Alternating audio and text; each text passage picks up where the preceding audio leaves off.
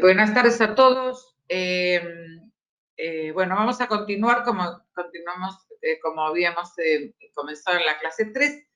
Nos habían quedado terminar de explicar algunas cosas de las obligaciones negociables y entonces vamos ahora específicamente a terminar ese tema y después arrancamos con la segunda parte, que es la de otros instrumentos. En el caso de las ON, creo que yo les había comentado de que en realidad todo el espectro de personas jurídicas pueden, tanto del ámbito privado como del ámbito de la oferta pública, del ámbito público, pueden emitir las obligaciones negociables. En el caso de las sociedades de responsabilidad limitada, estaba impedido por la ley de origen, pero a partir de la ley de emergencia económica se incluyó como un artículo la posibilidad de emitir ONs cuando estaban en el marco de la emergencia económica, y luego la ley de mercado de capitales, la 27.440, incluye particularmente a las CCRL como autorizados a emitir este tipo de instrumentos. Ahora vamos a hablar el tema de quiénes pueden resolverlo, y hay la posibilidad que da la ley es que tenemos que la idea de que la Asamblea dispone la emisión de las obligaciones como endeudamiento y delega facultades de emisión en el órgano de administración. ¿Por qué? Porque puede ocurrir de que en ese momento no sea necesario acudir al empréstito, pero mientras hace todos los trámites en el ámbito de la oferta pública, Comisión de Valores, Bolsa de Comercio para BIMA o para el MAB, entonces en esos casos es conveniente que se arme toda la estructura para después, cuando están necesitados los recursos, ya directamente el directorio, con esa delegación que tiene, resuelve hacer la emisión. Entonces, en esa instancia, define las condiciones de la emisión. Y en ese aspecto, si son obligaciones negociables simples, esto es, no convertibles, tiene la posibilidad de decidir todas las características, monto y características, dentro de lo que es el monto total o global o máximo que le ha permitido o que le da la facultad a la Asamblea. Pero cuando son convertibles, o sea, si yo tengo obligaciones convertibles en acciones, entonces yo ya estoy hablando de que estoy frente a un aumento de capital y por lo tanto no todas las condiciones pueden delegarse, sino que únicamente se pueden delegar aquellas que tienen relación con lo que no es el efecto de la convertibilidad. Y en esos casos el directorio no podría resolver todo, sino solamente resolver lo que tiene que ver con el valor de conversión, pero dentro de las pautas y límites que le da la Asamblea. Puede ser que ocurra en estos casos, la Asamblea dispone, puede haber una decisión de hacer una emisión de obligaciones negociables convertibles con un determinado monto, y en ese caso dice, y que el valor de conversión sea de una obligación negociable, entrego 2 acciones, o al revés, por cada 5 obligaciones negociables entrego una acción. En ese aspecto es mucho tiene que ver la Asamblea, la que indica las pautas y los límites del establecimiento de ese valor de conversión o relación de conversión. Puede ser que, bueno, si se pueden pagar con ONs, miro el valor nominal de las ONs y con esas ONs pago las acciones a las que tengo derecho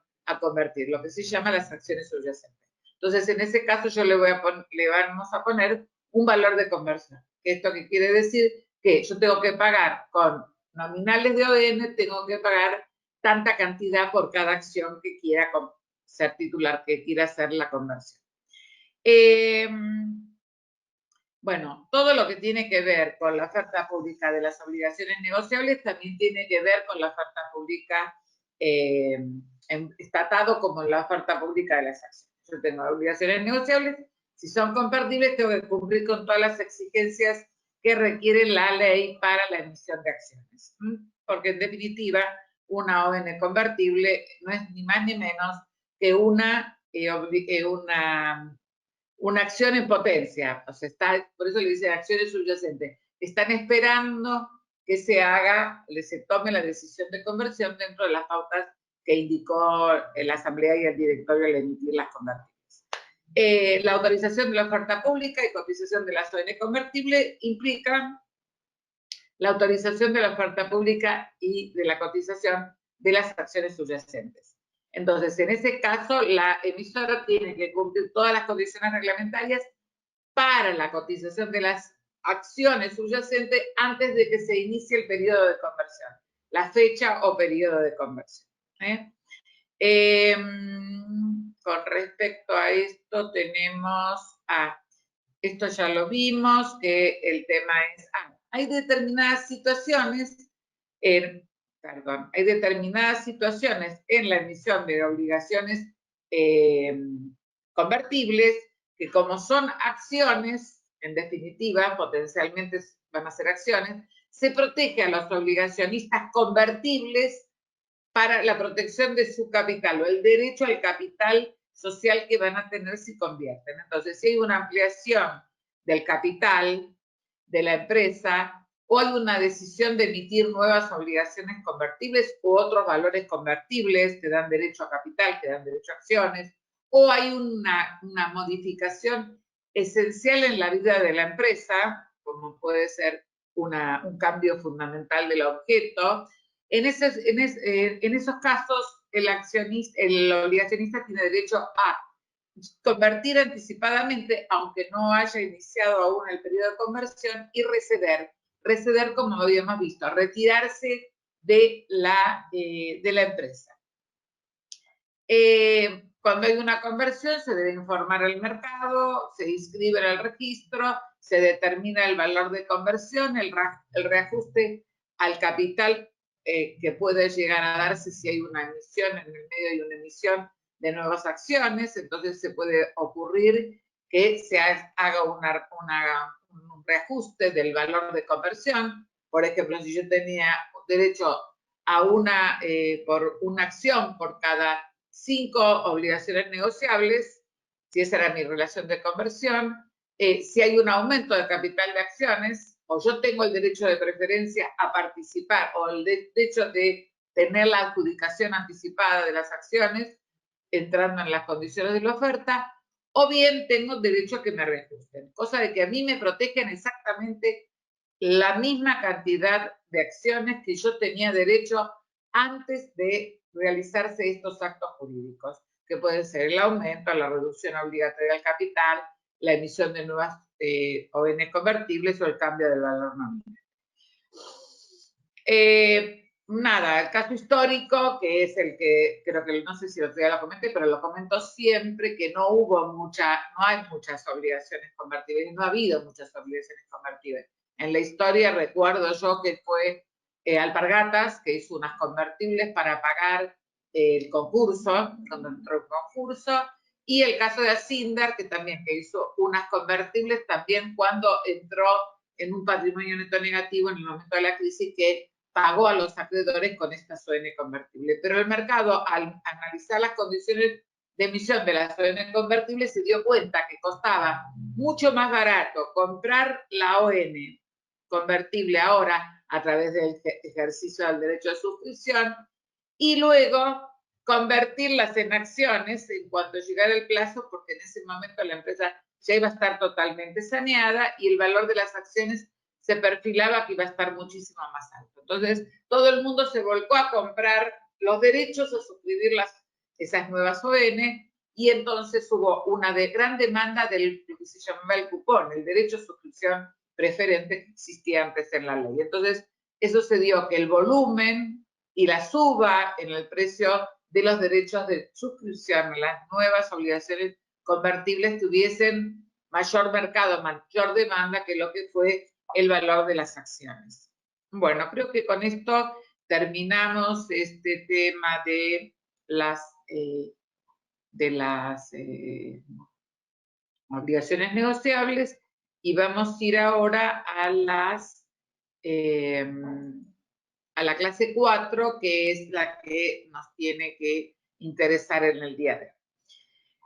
Antes de empezar a este tema, de hablar de estos otros instrumentos, Alejandra preguntó el otro día, durante casi el fin de la reunión, o de la clase, preguntó, que dice, en la mayoría de las emisiones de obligaciones convertibles dice que las obligaciones, la mayoría de las emisiones de obligaciones negociables dice que no son convertibles. Y ella pregunta, ¿no se puede cambiar? Y eso es una decisión justamente de la empresa, de los dueños de la empresa. Cuando digo de los dueños de la empresa, de los accionistas mayoritarios, de lo que decidieron en la asamblea, si se van a endeudar con una emisión de deuda nada más, o quieren darle este ingrediente de la posibilidad de hacerlas convertibles. Hoy por hoy, como les decía recién, todas las ON son deuda, solamente son obligaciones negociables simples, no dan ningún otro derecho más que a la devolución del capital y al pago del interés. Alejandro preguntaba qué pasó, qué se podía hacer en el caso de Evaprod, que aparentemente se cerró el mercado. Digo, aparentemente se cerró el mercado porque no hay todos los días, no hay posibilidad de comprar y vender las acciones de Evaprod porque no hay interesados, no hay posibilidades de ofertarlas. Realmente no sé qué pasó, qué es lo que está pasando en el mercado de Evaprod, pero sí lo que sé es que si estuviésemos ante la situación de un control casi total, como les comenté yo antes, se podría dar la posibilidad de que se hiciera o una compra compulsiva o a través de la declaración unilateral de voluntad, o por el contrario, que los accionistas le pidiesen a la empresa que les comprara las acciones, o al accionista de control que les comprara las acciones. Bien, en el caso de cualquier cosa, Alejandro podría mandarme un correo y yo averiguamos un poco más cómo está la situación en el mercado, a ver si se da una de esas situaciones. Y después el tema de, preguntaron qué había pasado cuando se hicieron nominativas los títulos valores, los valores negociables. Y me preguntaba si algunos podrían haberse quedado como portadores. No. Cuando se estableció la obligatoriedad de la nominatividad, que fue la ley 24587, que se llama de nominatividad, en el año 95, todo el mundo tuvo que canjear las acciones, las obligaciones también, que había cartulares al portador, tuvieron que canjearlas por nominativas. Y ahí es donde se hizo el gran canje y donde casi todas las empresas de acciones llevaron el registro de la nominatividad, lo llevaron a el ámbito de caja de valores, que yo le decía que es una de las entidades de registro, que es la depositaria central de Argentina, la depositaria, la titular del depósito colectivo, por decirlo de alguna manera. Vamos con el tema de los valores fiduciarios. Hablamos de lo que eran los socios cuando hablamos de acciones, hablamos de lo que eran los que eran acreedores, los que tenían obligaciones negociables, o que eran deudores, los emisores de ON, y los que tenían las ON eran acreedores, los otros eran socios, la posibilidad de convertir, y ahora vamos a ir a algo que parece ser Fellini, algo felinesco, que no es ni ser acreedor, ni ser deudor, ni ser socio. Y estos son los valores fiduciarios, ¿no? Entonces, los valores fiduciarios los podemos definir como que es un valor negociable, obviamente, con las características del valor negociable, pero que representan una participación en un patrimonio, que se llama patrimonio de afectación, o que podemos llamar patrimonio de afectación, o que representan un crédito contra ese patrimonio. Y ahí tenemos la posibilidad que en el marco de lo que se denomina fideicomisos financieros, nosotros podamos tener dentro del mismo fideicomiso tengamos emisión de dos tipos de valores distintos, deuda y equity. Entonces, en el caso del fideicomiso financiero tengo determinadas figuras que funcionan. Antes hablábamos de la sociedad que emite las acciones, la sociedad que emite las ON. Acá tenemos una persona que tiene determinados activos y cede la propiedad fiduciaria de esos activos, de esos bienes. A quienes el concepto bienes refiere a todo tipo, a cosas y también a derechos. Lo cede a alguien de su confianza, que se llama fiduciario, para que los administre esos bienes. ¿Y en beneficio de quién? De las personas estas que se llaman beneficiarias. Al final del contrato, porque siempre el fideicomiso es un contrato, el fideicomiso financiero es una especie dentro del género contratos, al final el fiduciario entrega esos bienes que les quedó el remanente después de haberse cumplido la condición o el plazo para el cual estaba estipulado el fideicomiso. ¿Qué hace?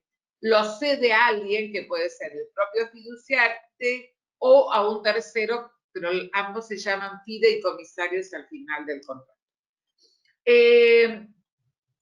Veamos qué hace el fiduciario. Es el titular de la propiedad fiduciaria y entonces hace de dueño. No es dueño totalmente. Tiene limitaciones en el contrato. Tiene una manda para cumplir.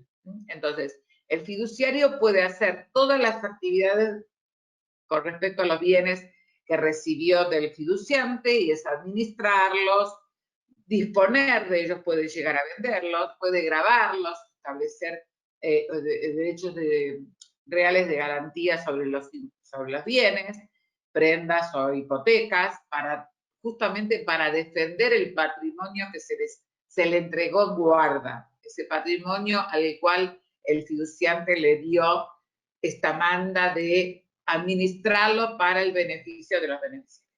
Yo siempre hago un poco para entender la esencia del fideicomiso, es el caso de, por ejemplo, yo tengo 2 hijos, pero mis hijos son adolescentes, pero realmente yo veo como que si me pasa algo a mí van a dilapidar mi fortuna. Entonces, ¿qué hago? Busco a alguien de mi confianza, por si a mí me llega a pasar algo, le digo, mira, fulano, yo te tengo tanta confianza, haceme este favor, administrame este patrimonio que te doy. Mira, es este edificio torre que lo tengo ahí en la esquina de Retiro. Bueno, son todas oficinas, 6 departamentos. Yo forma parte de mi actividad principal. Yo te lo voy a ceder para que vos lo administres a título de como si fueras dueño, pero fiduciario, para que vos con los recursos veles, porque si mis hijos llegan a tener nietos, esos nietos puedan tener la misma educación que yo le di a mis hijos. O sea, fíjate que vayan al jardín, que vayan al primario, que vayan al secundario, que hagan una carrera universitaria, que hagan un máster en el país o en el exterior. Y este pedido que te hago para que busques ese objetivo tiene un límite.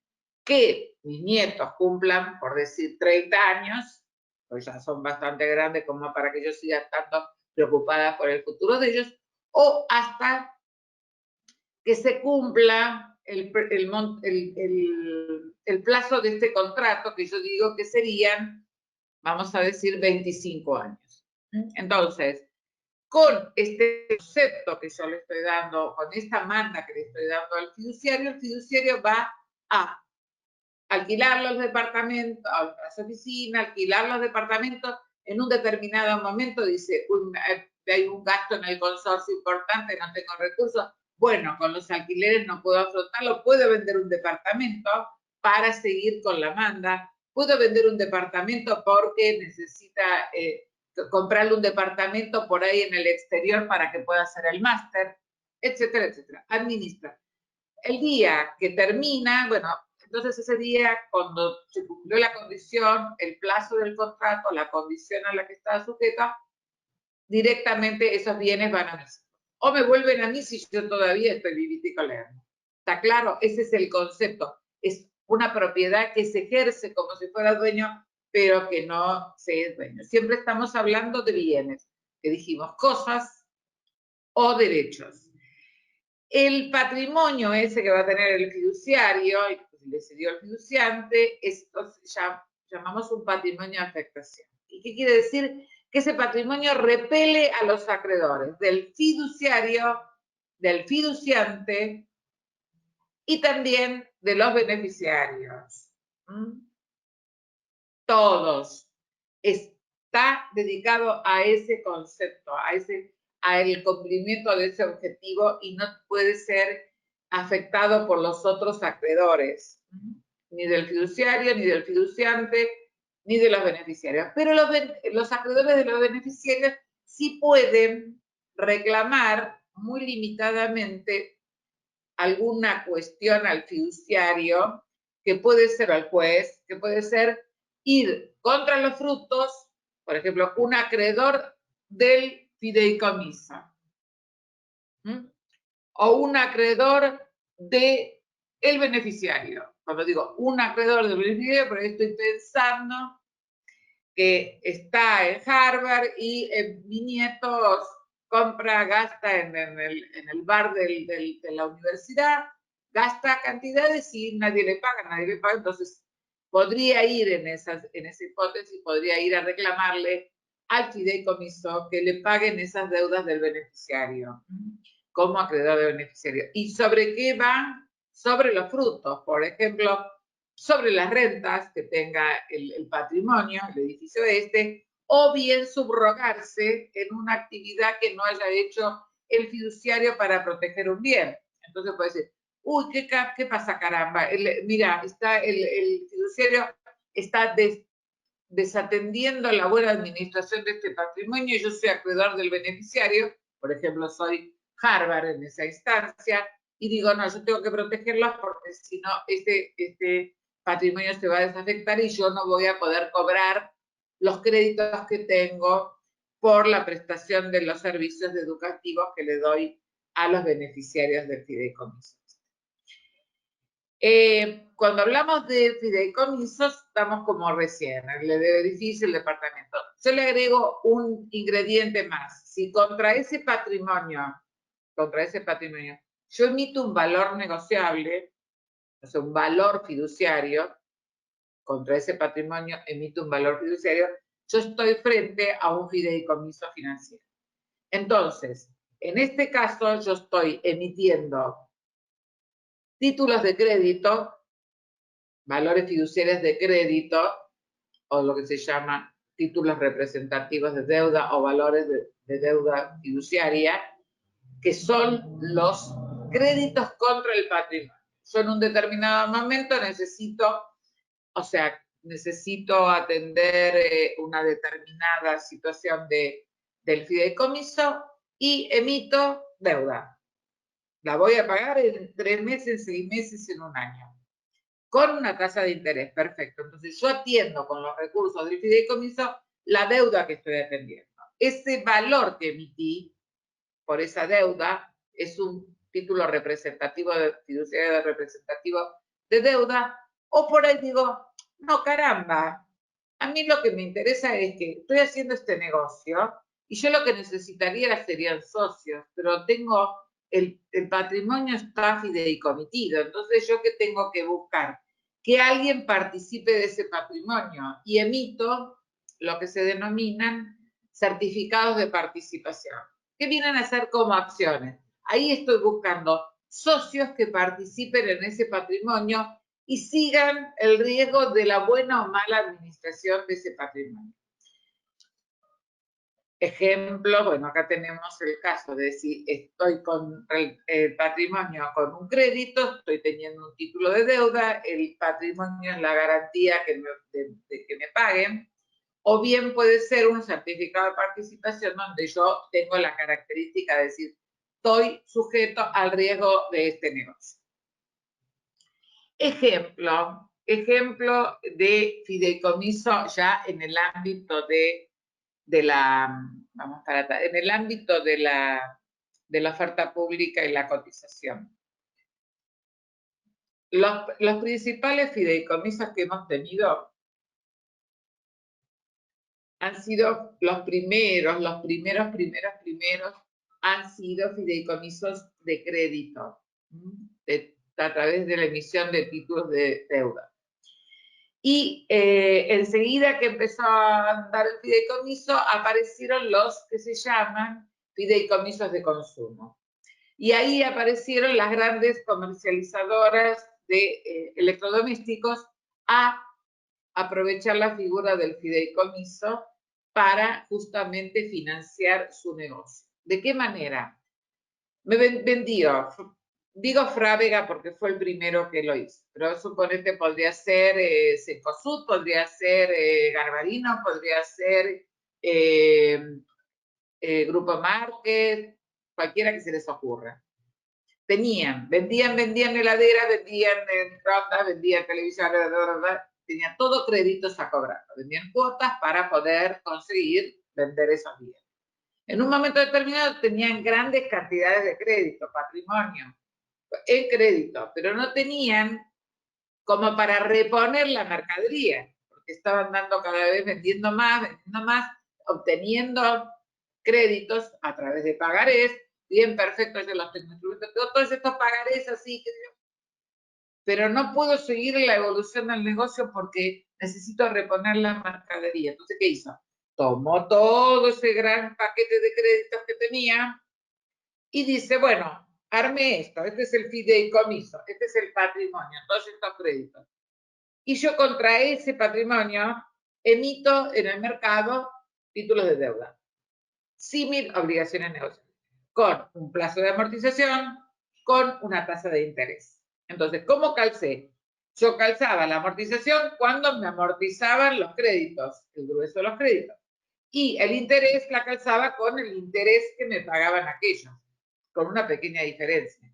Aquellos me pagaban 70% de interés y yo le pagaba al mercado 50. Y ahí me quedaba con una diferencia que es digamos, un sobredimensionamiento del fondo, que iban a entrar más recursos que los que yo necesitaba para responder a los acreedores del fideicomiso, y contra esa diferencia de descalce entre lo que debía y lo que me debían, si yo fideicomiso, ¿qué hacía? Se emitían certificados de participación, un poquitito, que era cuando se terminaba de pagar a todos los acreedores con títulos de deuda, el certificado de participación pasaba a la escobita y decía, ¿qué quedó en el patrimonio? Esto me lo llevo yo. Está claro, primero se desinteresaban a los acreedores y luego los beneficiarios, los titulares de los certificados de participación se llevaban el remanente. Caso de el otro concepto. Voy para el lado de conseguir socios. Edificio de la Nación. Se está construyendo el edificio de la Nación ahí en el Bajo y resulta que en un momento determinado necesita recursos. Necesito recursos para poder construir, para hacer el proyecto. Entonces, armo un fideicomiso financiero que se llama así, Edificio de la Nación, el edificio inteligente, y busco quiénes quieren participar en este fideicomiso. La fórmula del fideicomiso. Contra eso emito, contra ese aporte que me hacen al negocio, yo le emito certificados de participación. Vamos, señores, al riesgo del negocio. Ustedes van a cobrar cuando se liquide el fideicomiso. Y esto es, se liquida el fideicomiso cuando se hayan vendido todas las unidades. O puede ser que al terminar de construir algunos digan, bueno, yo ya tengo una propiedad, entonces yo la quiero, que pásenme la propiedad o el porcentaje de la propiedad que yo quiero venderlo. Entonces, la idea ahí es que yo estoy asumiendo un riesgo, no estoy asumiendo la posibilidad de cobrar lo que yo puse. Acá estoy viendo de que me restituyan capital con la expectativa de ganar entre el aporte que yo hice y lo que me devuelven cuando termina el fideicomiso. Fue un éxito porque además los agarró la crisis y todo lo demás, pero hubo una reposición, en el caso estuvo los titulares de los valores judiciales repusieron capital para continuar la obra cuando fue salir de la convertibilidad, un gran meollo, pero bueno, terminó, lo vendieron, está ahí el edificio como muestra de que se puede hacer un muy buen negocio a través de un fideicomiso financiero. Y ahora vamos a hablar de CDRs. Que todo el mundo, ahora estamos con los CDRs, qué maravilla, gran boom, los CDR, todo lo demás, todo lo demás. Los CDR existen desde el año 97, 98, por ahí, en cuanto vimos que el mercado, nuestro pobre mercado de capitales, se estaba exportando. ¿Cómo? que se estaba exportando. Sí, los inversores no querían seguir teniendo riesgo en Argentina, no querían seguir teniendo las acciones de Argentina en Argentina. Entonces, ¿qué hicieron? Se iban los inversores, escalaban y se iban a Nueva York, donde cotizaban las acciones argentinas a través de ADRs o ADS. Entonces, yo digo, ¿cómo puedo evitar que cada vez se vayan más inversores allá por la seguridad que da el país y el mercado que tiene el mercado allá, sin el riesgo país argentino? ¿Cómo hago para recuperar eso? Hagamos esto, hagamos certificados de depósito argentino que replican a los ADRs y traigamos las acciones de vuelta a la Argentina. Las acciones. El mercado, que el inversor que se fue allá pueda volver y hacer el negocio acá. Entonces, lo que se hizo es hacer un espejo de lo que eran los ADRs a través de los CDRs. ¿Y cómo funcionó este tema de los CDRs? Muy sencillo. Dijimos, hay acciones de argentinos que les interesa, que están allí, de inversores en Argentina, que les interesa. Por ejemplo, dentro de todo, yo a mí me gusta dar el ejemplo de Disney porque me encanta Disney y desde chiquita conocí al Pato Donald y a Mickey, sobre todo a Mickey, pero bueno, nada, me gusta hablar de una que es bien simbólico de lo que es un emporio, ¿no? Entonces, puedo decir Coca-Cola, puedo decir Walmart, puedo decir lo que se les ocurra, Apple, puedo decir, no sé, Facebook, puedo decir cualquier tipo de empresa que tenga cotización en Estados Unidos. Tomamos las acciones que están cotizando en Estados Unidos, las ponemos en un depósito de un banco de reconocido prestigio internacional en Estados Unidos, y contra ese depósito emitimos certificados de depósito que puedan cotizarse acá en nuestro mercado. Entonces trajimos todo, bajamos todo, de todos los valores que estaban cotizando en la bolsa de Nueva York, en el Nasdaq, y todos los valores que estaban muchísimos valores que estaban en España, los trajimos, los bajamos y los pusimos acá en ese depósito y lo pusimos acá en el mercado local. Entonces, ese era el camino para yo salirme del riesgo argentino, porque la empresa era una empresa del exterior, no era una empresa que estuviese con los vaivenes políticos y crisis económicas de acá de Argentina.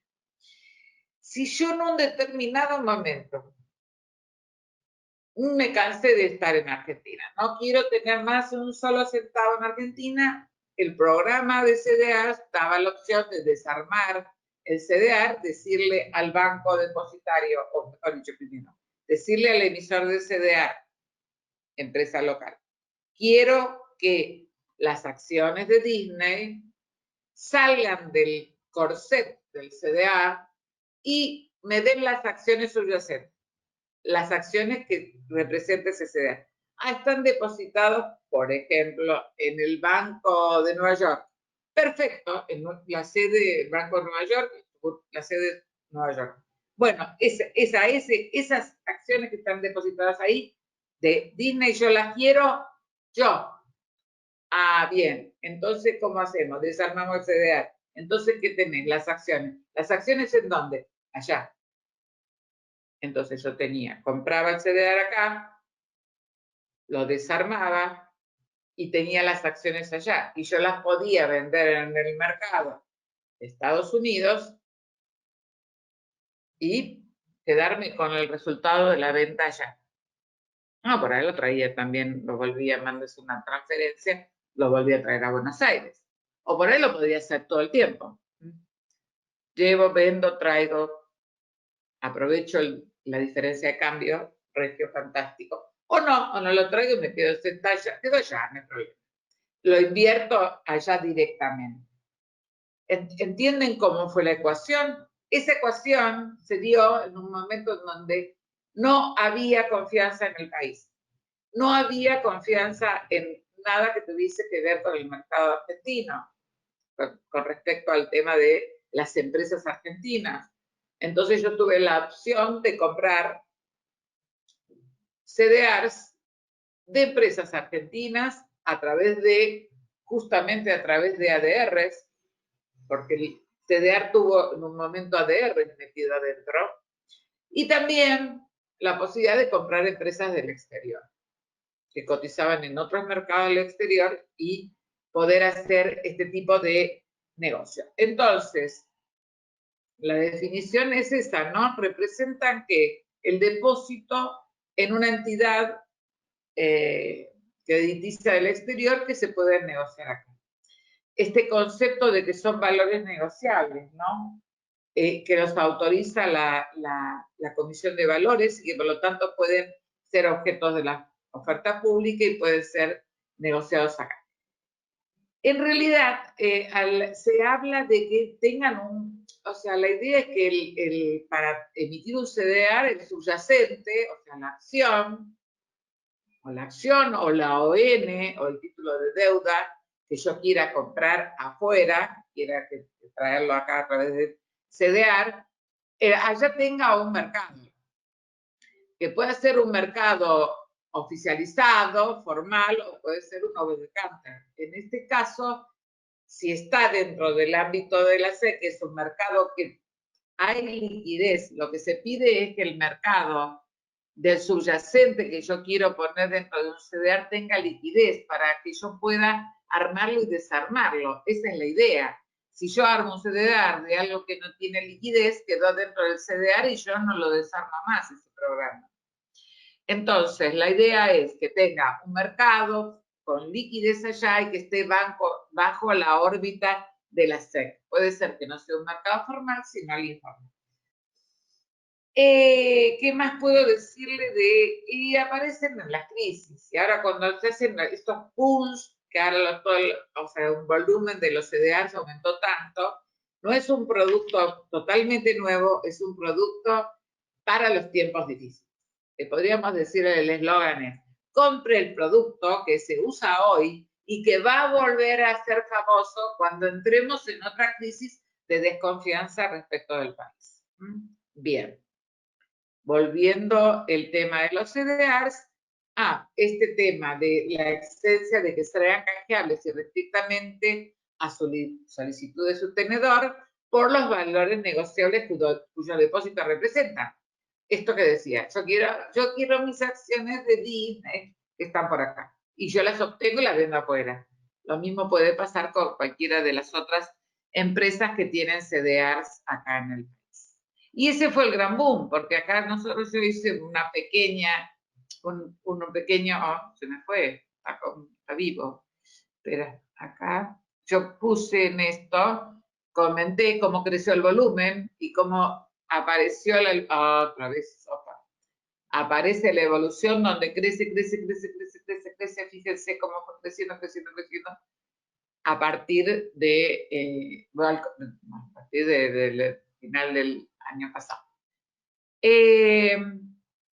CDRs quedó más o menos claro para que sepan de qué se trata y el boom a qué se debe, a la confianza.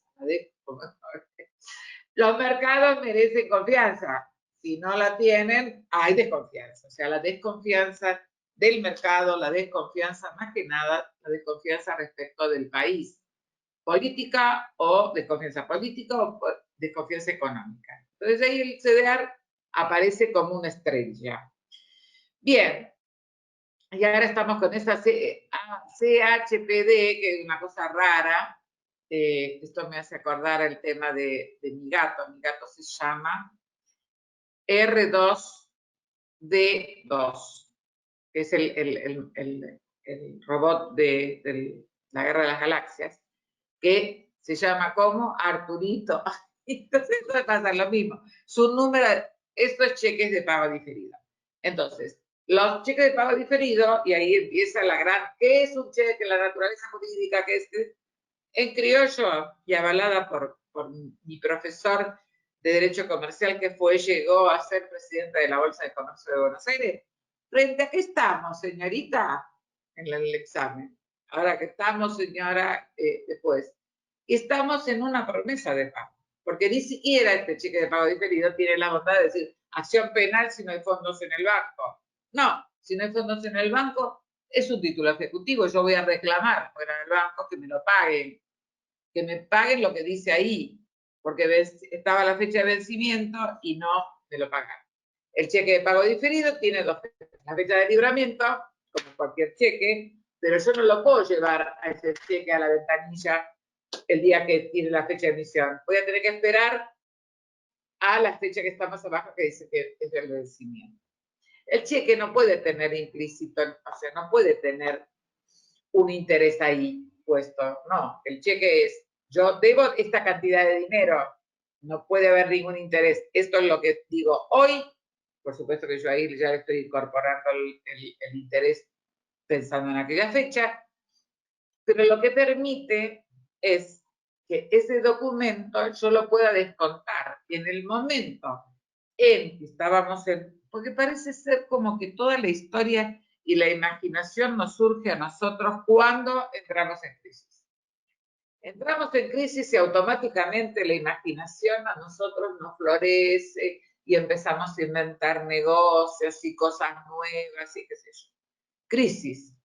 Si el CDR surgió en una crisis de autoestima, no, una crisis de confianza, el cheque de pago diferido también nace frente a un momento de crisis.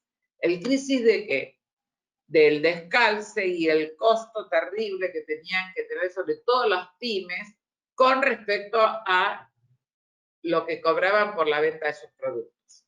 El pyme cobraba, después, o sea, vendía sus productos y le pagaban con cheques de pago diferido a 90, 120 días. Y el pyme necesitaba la plata hoy, porque ¿cómo iba a hacer para comprar los insumos para seguir operando?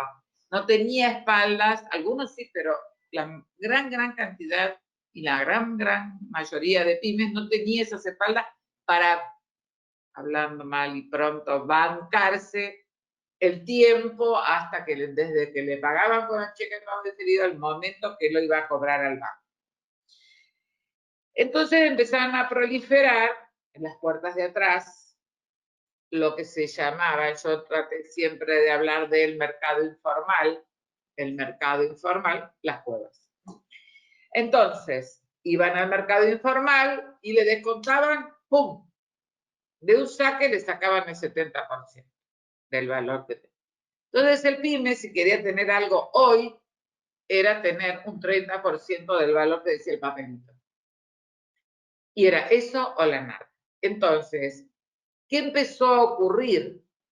Que mucha gente decía, no, pero no, ¿cuánto te va a pagar la cueva ahí? Yo te doy unos puntitos más, dame que yo te lo descuento, yo me lo guardo en el escritorio. Así se acercaban con este mensaje de que cómo voy a sobrevivir en estas circunstancias y empezó a generarse un mercado no tan cueva, sino más, o sea, no tan injusto como el otro que le arrancaba la cabeza, sino que este te arrancaba las dos orejas, pero más o menos algo te quedaba. Entonces, ¿por qué no llevamos ese descuento a un régimen transparente? Lo que con cheque, los que ni locos, qué sé yo, pero la realidad estaba marcando un mercado. El mercado se estaba dando en un ámbito oscuro, en un ámbito de especulación extrema. Entonces, traigámoslo al mercado, traigamos a un régimen de transparencia, lo ponemos en la cartelera, lo ponemos en la pizarra. Este es el cheque de, fíjense ustedes, eran cheques de empresas grandes además, donde había una respuesta de un buen nombre de la empresa de que no iba a dejar sin pagar esos cheques, que iba a tener los recursos en el banco al vencimiento. Pero el tema es que el mercado formal, las cuevas acá, no me importa. Pero en el mercado eso valía, porque era el cheque, por ejemplo, venía o la propia libradora grande a descontar los cheques acá, o bien, venía la libradora acá, venían a descontar los cheques de la libradora venía y pedía la autorización acá, o pedía la autorización en el mercado, Y también venía el hecho de que lo trae alguien, pero ese cheque es de, piensen en la empresa, el monopolio, perdón, el holding más grande de Argentina. Es un cheque de tal. Bueno, caramba, no me importa el que lo trae, que lo va a endosar para negociarlo. A mí me interesa justamente el que debe, el deudor principal, que es el liberador, el que lo va y que se lo dio en pago a esta pyme, o que la pyme lo resolvió de otra pyme, pero en definitiva, yo lo que tengo es que hay un deudor que es una persona de prestigio, una persona jurídica prestigiosa en el ámbito. Entonces, lo que nosotros decimos es decir, bueno, no, vení, colgalo acá en este clavo, que va a venir alguien y va a decir, ¿cuánto es todo lo que decís? No, pago tanto, pago tanto, pago tanto. Y se armó a fines del 2003 el negocio de los cheques de pago diferido. Empezamos muy rústicamente y se fue armando una normativa, se fue armando un negocio con esto, cada vez más interesado en encontrar la vuelta. Hay que ver, aparecen las sociedades de garantía recíproca que dicen, yo no me quiero quedar afuera, yo puedo aportar la garantía. Entonces, los cheques depende de quién los ingrese al sistema, esto es al depósito colectivo para la negociación, y pueden ser patrocinados, avalados, endosados, también pueden ser emitidos, los que son emitidos por entes públicos.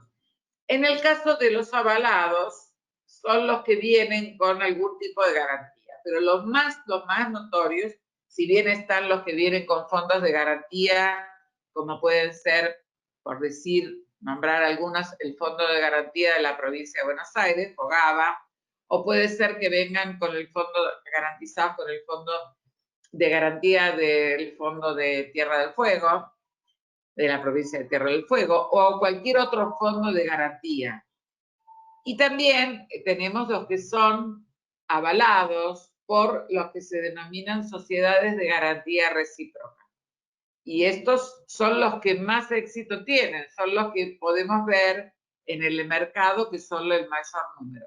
Si bien este es un producto pyme, el cheque en realidad, el gran meollo del cheque es que es un producto para pymes, dijimos, ¿quién quiere contarlo? La pyme que lo recibió por ahí de una grande. En este caso del tema de los cheques, es el tema de que se negocian como producto pyme, se negocian en el mercado argentino de valores, o sea, no se negocian en Lima. En el mercado de las, como decimos, Lima es el mercado, perdón, es el mercado de las grandes. Pero este es una... No, pero no quiero atender y si esa, perdón. Cuando uno dice, este es un negocio para pyme, no es para una empresa grande, entonces va al ámbito del mercado argentino de valores. Y en el ámbito del mercado argentino de valores justamente tienen varias, ahora lo vamos a ver, tienen varias posibilidades de la negociación del cheque. Pero el tema de cómo ingresan al sistema de cajas y quién mira la formalidad del cheque y todo lo demás, es caja. Viene el cheque, ingresa, lo presenta en la caja, caja verifica que estén cumplidas las condiciones, y con eso directamente el beneficiario lo puede disponer que la LIC, el agente de negociación o la LIC, lo venda en el mercado. Es ahí donde se da el descuento. Tema que seguimos con esto de los cheques, a ver. Lo que son las garantías recíprocas. Yo tengo empresas que tienen que pagar ganancias, que tienen que dar ganancias a la FIP por el impuesto a las ganancias. Entonces, toman esas ganancias, esa empresa toma esas ganancias y asume el carácter de socio protector e integra con esas ganancias, esos recursos, integran el fondo de garantía de una SGR. Entonces, muchas empresas que no pagan las ganancias las mandan se asumen el rol de socioprotector y lo mandan al fondo de riesgo de estas SG. Ese fondo de riesgo, ¿para qué sirve? Para respaldar, darles garantías, no se le presta ese fondo a nadie. Ese fondo sirve para dar garantía a las pymes. Pymes que son los denominados socios partes. Entonces, si yo tengo, ¿cómo surgió todo este esquema? Yo tengo una gran empresa, pero necesito para producir que me traigan lápices. Eso es mi materia prima, son los lápices. Entonces, tengo el tipo que está haciendo los arbolitos, que corta los arbolitos y hace la maderita, y el otro que le mete la minita, y qué sé yo. Entonces, yo necesito que ellos tengan créditos para poder funcionar, para poder hacer mejor la calidad de la madera, mejor la mina del lápiz, bla, bla, bla, bla, bla, bla, bla. Entonces, ¿qué hago? Yo les garantizo quiero comprar una máquina para cortar mejor la madera. Bien, necesito un crédito de un banco. Bien, yo, el socio protector, a través de SGR con el fondo de riesgo, le digo, anda, pedí una garantía, que el fondo de la SGR te va a dar esta garantía y vos con esa garantía vas a obtener el crédito del banco para poder conseguir la máquina que te haga mejor los lápices. Y a mí me beneficia porque yo le estoy comprando los lápices. Ese es el circuito. El socio protector generalmente encontró en la vuelta a la SGR la posibilidad de tener que sus proveedores de materias necesarias para su industria pudiesen, su servicio o su producción de bienes o servicios pudiera funcionar sin tener ninguna traba. Piensen ustedes que caía una pyme y el que compraba esa pyme se veía en un lindo problema porque le faltaba un insumo necesario para poder continuar con la producción. Todo esto aparece en la crisis, también la sociedad de garantía recíproca, como siempre, y dan posibilidades. La modalidad de negociación directa es nada, esto para que ustedes sepan que en el mercado argentino de valores está toda esta posibilidad de ir sin una garantía e ir y descontar directamente en el mercado. Los pagarés, ¿qué beneficio tiene el pagaré? Mayor plazo que el cheque es a un año, en cambio el pagaré no tiene esa limitación temporal, y el cheque tiene que ser solamente con pesos, moneda de curso legal. El pagaré puede ser emitido en dólares. También en el caso por supuesto, la cláusula sin protesto es fundamental porque si no, no podría negociarse en el mercado. Acá tenemos la posibilidad de hasta 60 meses. Los importes, bueno, acá están los importes que pueden ser emitidos en dólares. Y después lo demás es muy parecido al cheque. Y ahora tenemos, si nos fue por acá, a ver. Bueno, acá estoy tratando de volver. Bien, los pagarés, termino con los pagarés, acá me falta y acá tenemos, no sé por qué se perdió un poco el movimiento, pero lo vamos a entender igual.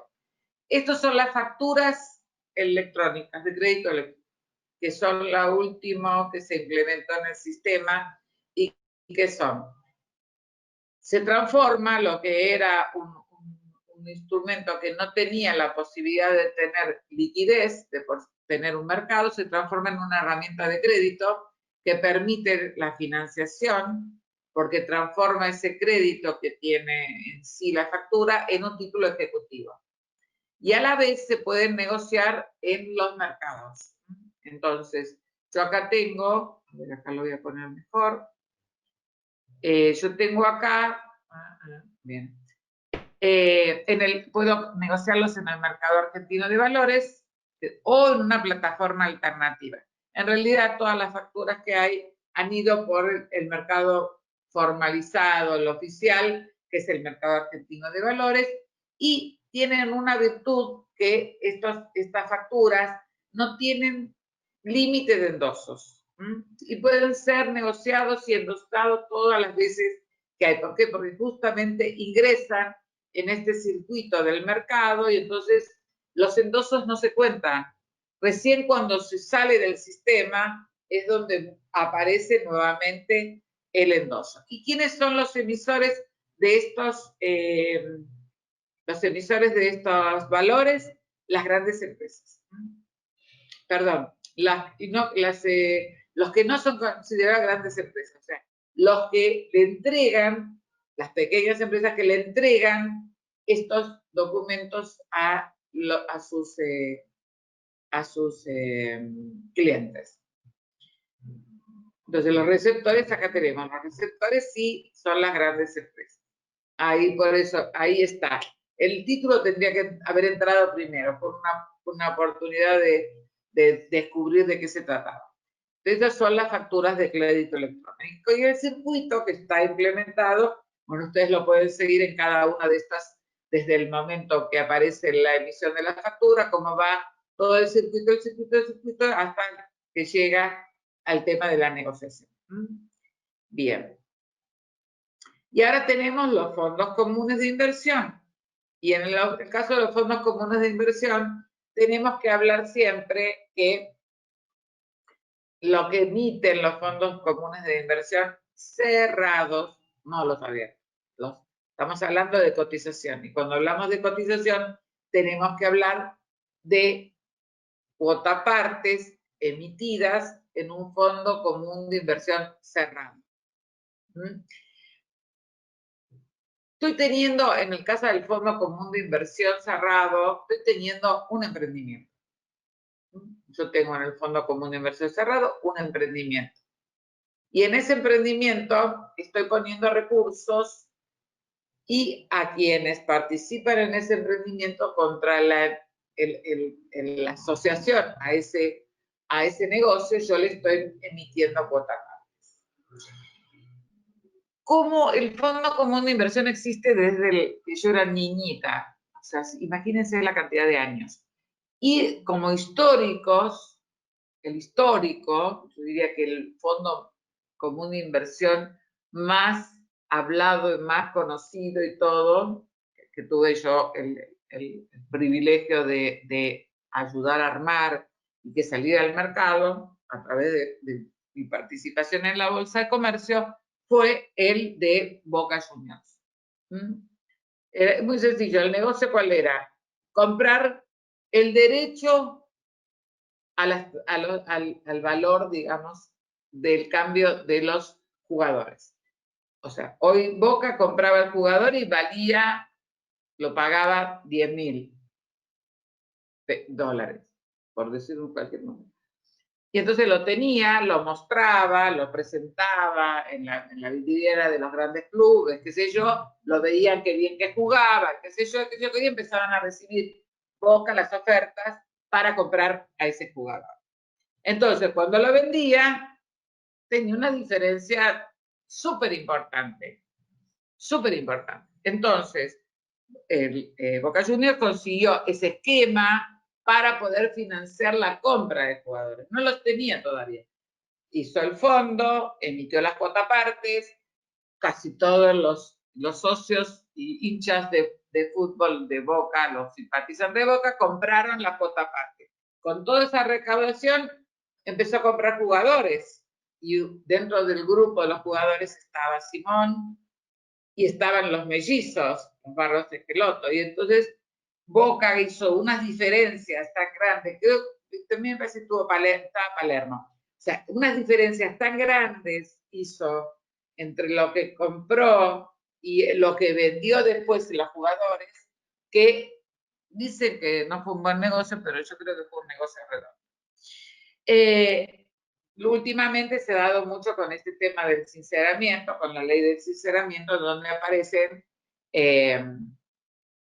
los fondos cerrados que eran para los inmobiliarios. O sea, yo podía comprar cuotapartes de un fondo común de inversión que se dedicara a una actividad, por ejemplo, inmobiliaria, y entonces ahí aparecieron unos cuantos fondos de inversión de construcción muy interesantes inmobiliarios que tienen la construcción de edificios en algunos ahí en Puerto Madero.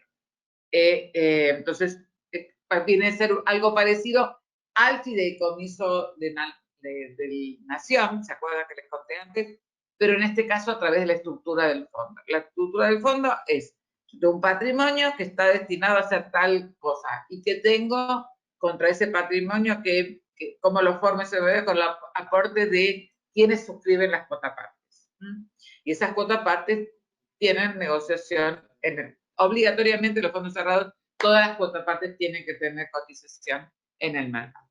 Creo que llegué más o menos a las corridas en tiempo, tenía hasta el 5, las preguntas que quieran hacer las pueden circular a través de la fundación. Ha sido un placer, un gusto, una vez más no los veo, pero me imagino que todo el mundo está aplaudiendo a rabiar. Yo los aplaudo a todos los que me quieran escuchar.